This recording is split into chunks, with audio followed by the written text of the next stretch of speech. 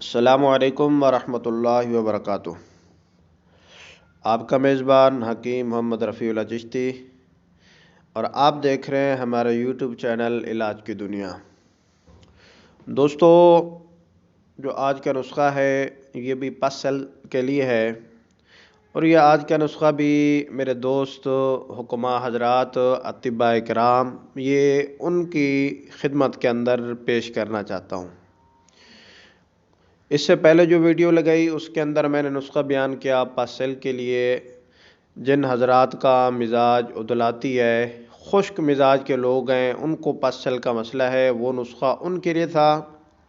اور جو آج کا نسخہ میں بیان کرنے لگا ہوں یہ نسخہ ان حضرات کے لیے ہے جن کو پاسل کا مسئلہ ہے اور ان کا جو مزاج ہے وہ اعصابی یعنی کہ سرد اور تر مزاج کے لوگ ہیں، ان کو پاسل کا مسئلہ ہے، اور جس کی وجہ سے جراثیم کمزور ہیں، اولاد نہیں ہو پاتی۔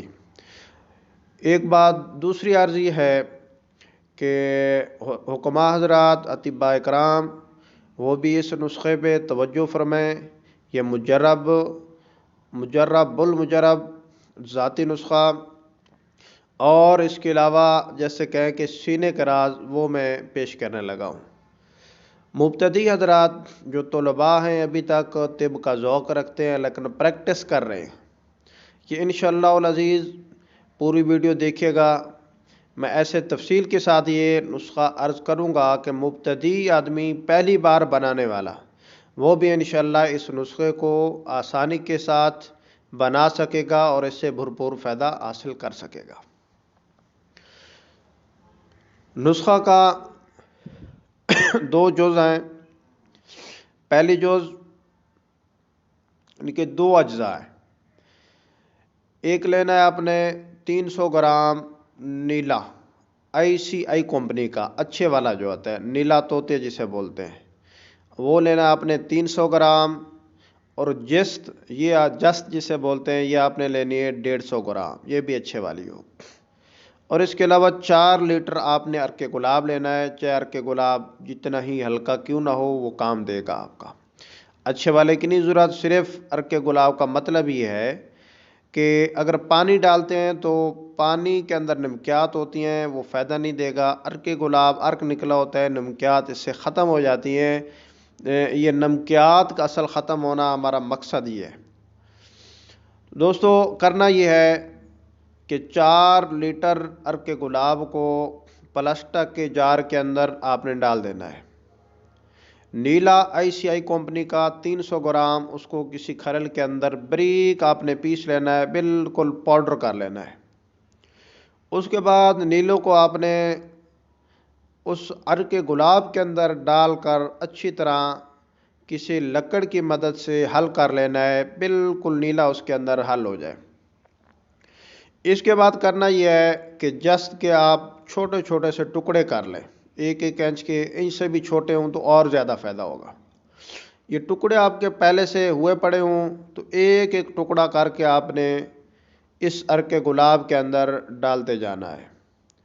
تھوڑی دیر کے بعد ریئیکشن شروع ہو جائے گا، تو یہ ایسا مطلب ڈال کر 7 دن کے لیے آپ رکھ دیں۔ 7 دن آپ کا جو جار ہے وہ پڑا رہے، تو اس کے اوپر کوئی کپڑا باندھیں تاکہ اس کے اندر کوئی اور چیز نہ گرے۔ دوستو، 7 دنوں کے بعد آپ نے یہ جو پانی ہے اس کو مقطر لے لینا ہے۔ اب جو میرے حکماء حضرات ہیں وہ تو جانتے ہیں مقطر کیسے کرنا ہے، لیکن طلباء حضرات کے لیے عرض کروں کہ پانی کو اوپر سے آپ نے نتھار لینا ہے، جسے بولتے ہیں نا نتھارنا۔ اوپر سے ایسا ایسا پانی کو آپ نے کسی اور برتن کے اندر ڈال لینا ہے، جو نیلے کے اندر کاپر ہوتا ہے وہ نیچے بیٹھ جائے گا۔ تو یہ خیال کرنا اتنے تک آپ نے پانی اوپر سے نکالنا ہے کہ نیچے جو کاپر پڑا ہے اس کاپر کا جو زنگار ہے وہ پانی کے ساتھ نہ آئے۔ نیچے کچھ پانی بچ بھی جائے، عرق بچ بھی جائے، اس کو آپ نے چھوڑ دینا ہے، بس جو زنگار ہے وہ ساتھ نہ آئے۔ یہ پانی جو آپ کو وہاں سے حاصل ہوا مقطر، اس کو آپ نے اب کسی سٹیل یا لوہے کی کڑھائی کے اندر ڈال دینا ہے۔ نیچے آگ جلانا شروع کر دیں، تو جب یہ آگ جلتی رہے، پانی خشک ہوتا رہے گا، آخر پہ جا کر یہ پانی جب بالکل قریب ہو جائے گا تو یہ نمک بننا شروع ہو جائے گا۔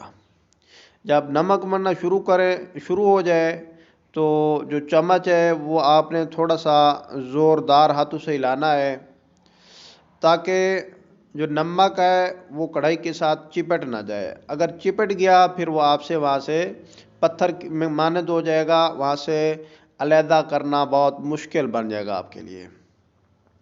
جب دیکھیں نمک بننا شروع ہو گیا ہے تو پہلے اس کے اندر کچھ نمی زیادہ ہوگی، پھر ایسا ایسا نمی کے اندر کمی آتی جائے گی۔ ابھی نمی باقی ہو اس کو آپ نے کڑھائی کو آگ سے نیچے اتار لینا ہے اور زوردار ہاتھوں سے چمچ اس کے اندر ہلاتے رہنا ہے تاکہ جو نمک ہے یہ اس کڑھائی کے ساتھ چمٹ نہ جائے۔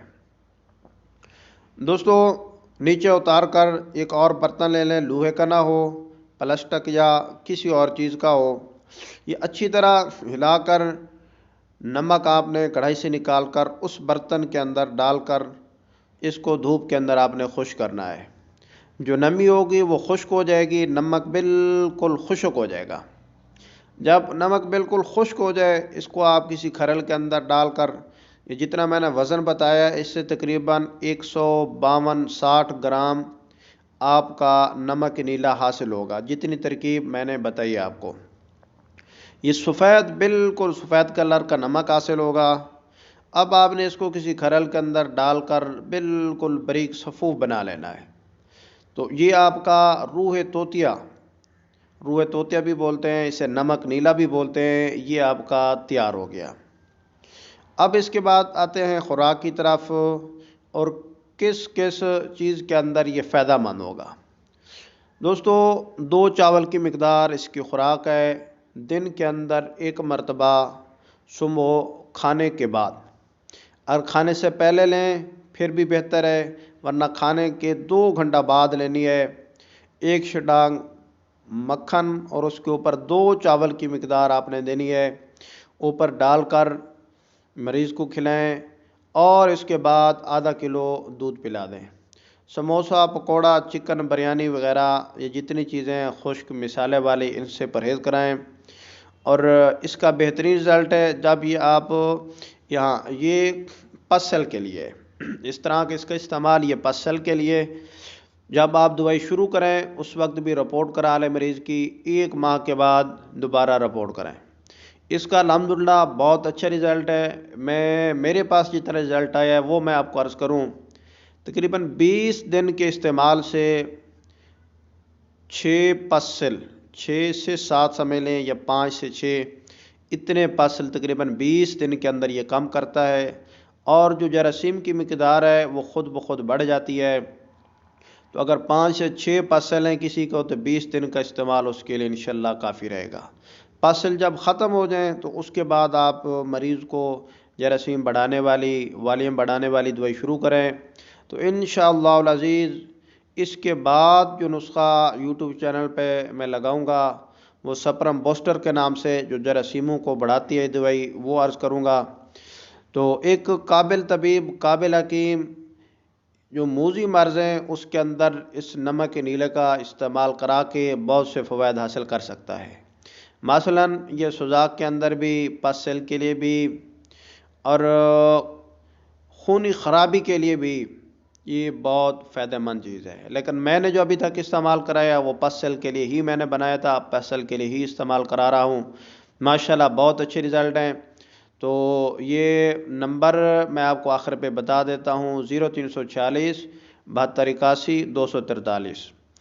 طلباء حضرات جو اس کو بنانا چاہیں مزید رہنمائی لے سکتے ہیں ہم سے، اور جو اطباء کرام ہیں ان کے لیے یہ عرض ہے کہ یہ میرا مجرب ذاتی نسخہ ہے، اور اس کو استعمال میں لیں اور فائدہ اٹھائیں۔ اب اجازت دیجیے اپنے میزبان حکیم رفیع اللہ چشتی کو۔ السلام علیکم ورحمۃ اللہ وبرکاتہ۔